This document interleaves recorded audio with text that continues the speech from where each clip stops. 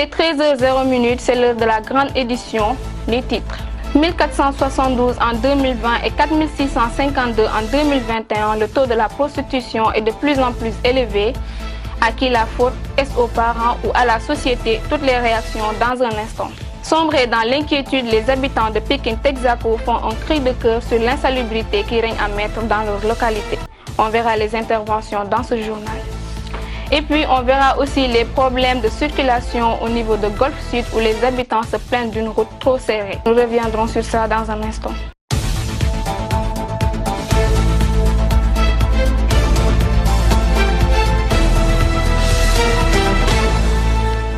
Bonjour à tous et merci de nous suivre sur Oxy7.net. Je vous le disais dans les titres, taux de la prostitution plus élevé en ce jour, un cas critique qui inquiète la population. Pour certains, la plus grande responsabilité revient aux parents, mais pour d'autres, ce sont les filles elles-mêmes qu'il faut blâmer pour vouloir exposer leur corps et leur dignité.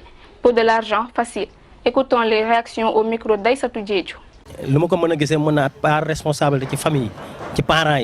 La plupart des responsabilités revient aux familles, surtout aux parents, car ils ont failli à leur devoir. Ils avaient assuré la situation de leurs enfants. Ces filles ne sortaient pas pour chercher de l'argent en dehors de la maison. Les mauvaises fréquentations aussi sont à noter. C'est pour cela qu'elles se prostituent.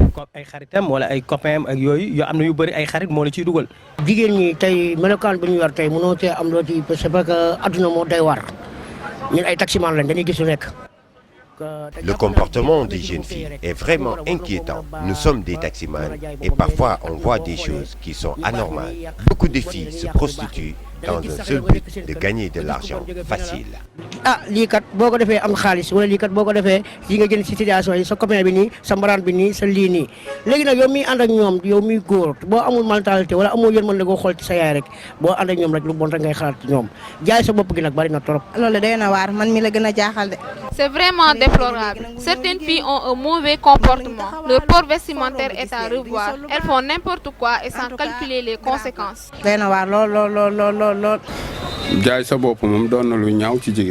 La prostitution est une mauvaise chose. La femme est sacrée et elle doit aussi se valoriser. Ce phénomène est très fréquent et c'est contre nos traditions et notre religion.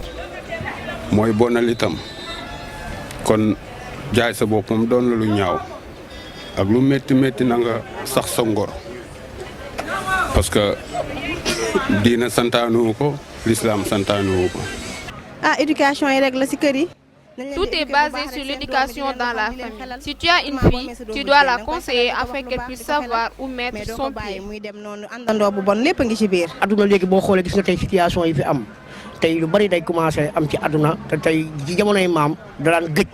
On vit des situations terribles dans ce pays, mais la plus grave, c'est la prostitution. Donc, on conseille aux filles d'arrêter. amul benn chance man góor laa du ma taxaw di yàq deru góor du ma taxaw di yàq deru jigéen mais jaay sa bopp moom soxna si non amul benn chance. jigéen fii ñu baax bari na am na ñoo xam ne 5 heures du matin la ñuy xëy du ko ñàkkante góor ñi te taxuñu jaay seen bopp. Pékin Texaco, une odeur nauséabonde, des eaux usées, des mouches et des moustiques, toutes sortes d'insectes abritent dans cette localité.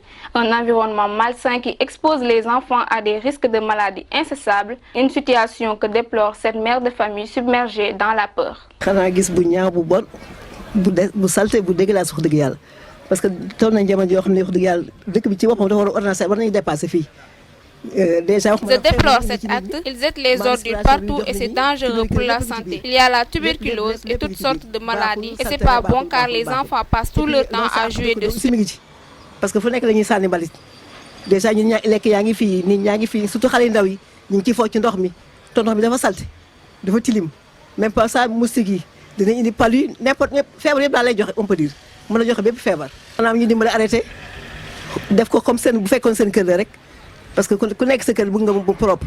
Je demande aux gens qui font cela d'arrêter car c'est anormal et c'est dangereux pour la santé, surtout dans la localité dans laquelle nous vivons. ñaaw na defatul ci dëkk bu mel ni Sénégal xool fi mu nekk dañu war a avancer mais pas retourner en arrière.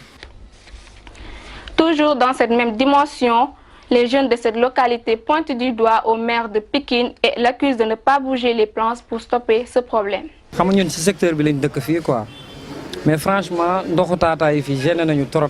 C'est tellement difficile ce que nous vivons en ce moment avec les eaux usées dans nos ruelles. Plein de revendications ont été faites à la population pikinoise, vit dans une situation très défavorable avec des ordures sur nos nez. Chaque fois population yi jóg nañ ci da ngay nettoyer tey dindi mais boo xëyee day ñëwaat encore vraiment bëgg nañ ñu jàppale ñu ci trop parce que sonn nañ trop ñun population yi ñu dëkk ci diwaan bi ñun ñooy jóg sax des fois xam nga créer ay groupe ñëw di bale bon solution bi kay xanaa gars yi nekk ci kaw wala. Nous lançons un appel solennel à la mairie de nous tendre la main car il serait très difficile de nous en sortir. doole li benn nit mënu ko ñaari nit mënu ko xam nga il faut ñu nekk en groupe totalité ñu jéem a xool daal nan la ñuy kiiwee pour góorgóorlu si. Et pour finir cette édition, le projet BRT suscite un problème majeur dans la capitale sénégalaise où les routes sont bloquées, des embouteillages fréquents, une situation difficile qui ne laisse pas aller les habitants de Golfe Sud. C'est un reportage signé Ndeye Fatou Ndiaye.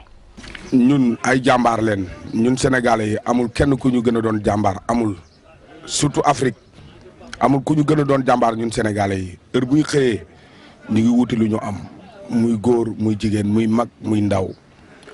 kon nag lu ñu may loxo rek leen manqué muy njiit yu baax yi nga xam ne nii war na di mën a ñëw liggéeyal ñu seen réew bi jàppale ñu te yàlla tax te xam ne ñun liggéey rek moo ñu ñor dara ñorut ñu lu dul liggéey. xat na xat goo xamante moom li fi nekk moom dafa jéggi dayoo. Les routes sont vraiment trop serrées.